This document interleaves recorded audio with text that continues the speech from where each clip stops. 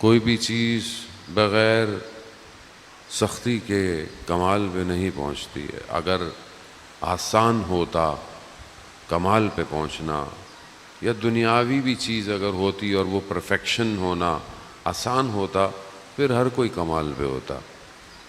ایک مجسمہ بھی اگر بنانا ہے پتھر سے تو اسے بھی چوٹیں کھانی پڑتی ہیں۔ ایک پتھر کو جو ہے وہ بہت زاویوں سے ہٹ کر کر انسان ایک مجسمہ بناتا ہے، پھر وہ ایک مجسمہ کامل ہوتا ہے، اور پھر وہ کہیں نہ کہیں ایز اے مومنٹم انسان اس کو لگاتا ہے۔ ہر چیز میں سختی اس کو نکھارتی ہے۔ جو چیز خالص نہ ہو اسے خالص بنانے کے لیے یا تو آتش میں ڈالنا پڑتا ہے، یا پھر کسی تیزاب میں ڈال کر اسے صاف کرنا پڑتا ہے۔ چمکنے کے لیے انسان کو اپنے آپ کو جلانا پڑتا ہے، آسان نہیں ہے۔ انسان چاہتا ہے کہ اپنے آپ کو روشن کرے، تو وہ جو رکاوٹیں ہیں انہیں دور کرنا پڑے گا۔ وہ آئینہ عکس صاف نہیں دکھاتا جس آئینے پر داغ ہوں۔ اگر انسان چاہتا ہے اس کے وجود سے خدا کی محبت ریفلیکٹ ہو، تو اسے اپنے آپ کو پاک کرنا پڑے گا، صاف کرنا پڑے گا۔ اگر اس میں دنیا کی محبتیں ہوں، قدورتیں ہوں، تو انسان اس محبت کو ریفلیکٹ نہیں کر سکتا۔ جتنا انسان پاک ہوگا اتنا انسان روشن ہوگا، اور ہم چاہتے ہیں کہ ہم دوسری مخلوق کے لیے روشن ہوں، تو ہمیں وہ راستہ اختیار کرنا پڑے گا جو اولیاء خدا کا راستہ ہے۔ انسان اپنے آپ کو فنا کی طرف لے کے جائے۔ سید الشہداء کے کاروان میں ہر کوئی شامل نہیں ہو سکا۔ جس نے اپنے آپ کو اللہ کی خاطر امام پر قربان کیا وہی کامیاب ہے۔ بچہ رسول خدا حضرت محمد مصطفیٰ صلی اللہ علیہ وآلہ وسلم،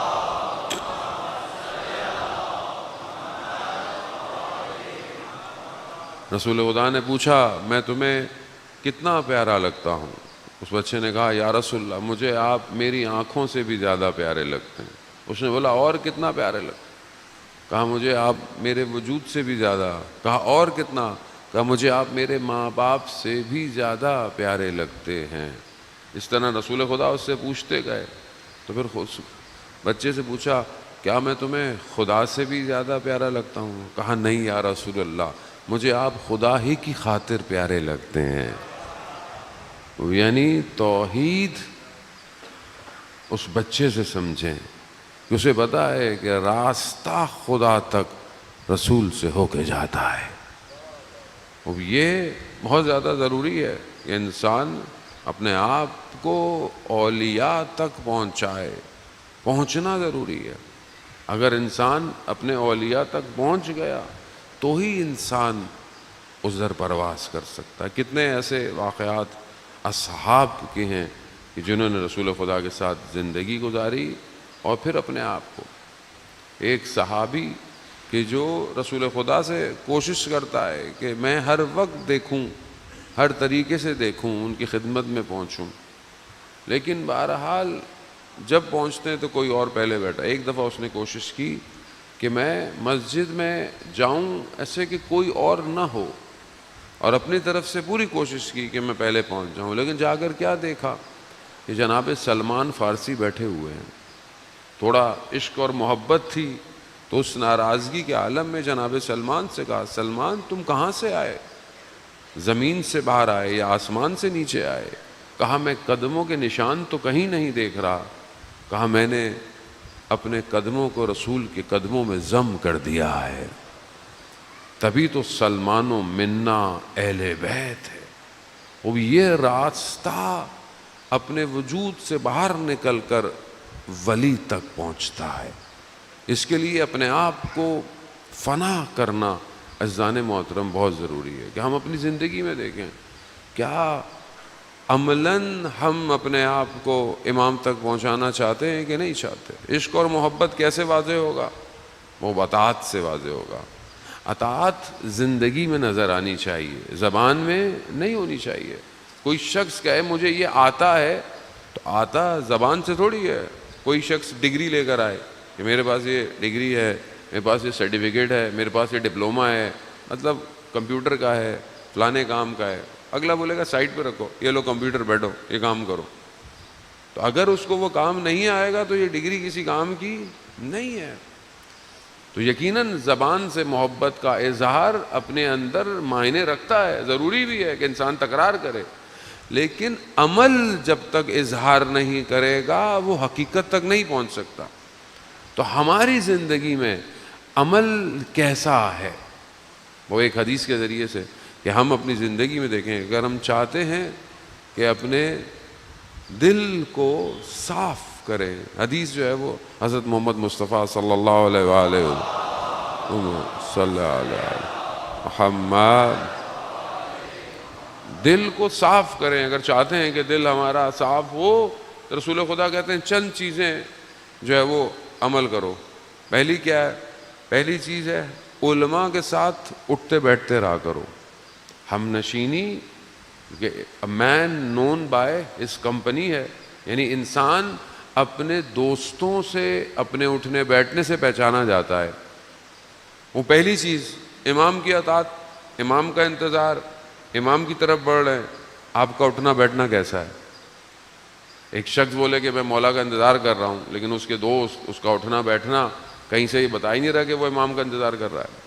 تو پہلی چیز دل کو صاف کرنے کے لیے ہم نشینی علماء کے ساتھ چلیں. اگر علماء نصیب میں ہیں تو اچھی بات ہے، اگر آپ کے محلے میں ہیں، دوست ہیں، احباب ہیں، کہیں ہیں، بہرحال ان کے ساتھ.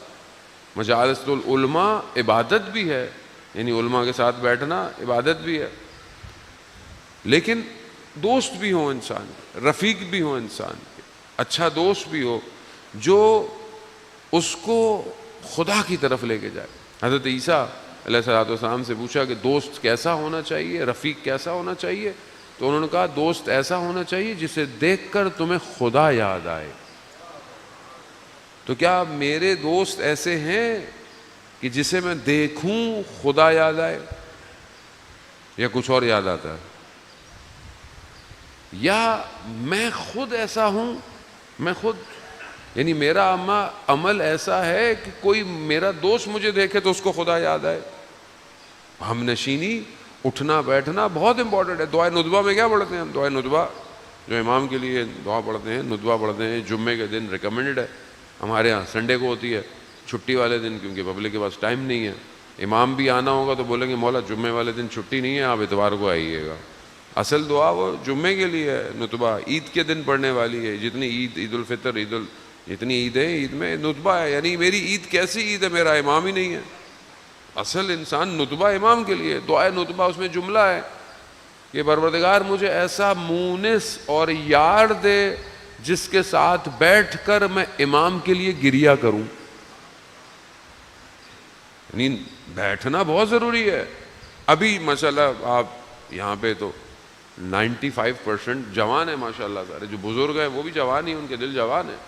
عزیزان محترم، اب آپ سب جوان ہیں، آپ کی اٹھک بیٹھک نشست کیا باتیں ہیں؟ خود سکین کریں، کوئی پوچھ نہیں رہا آپ سے.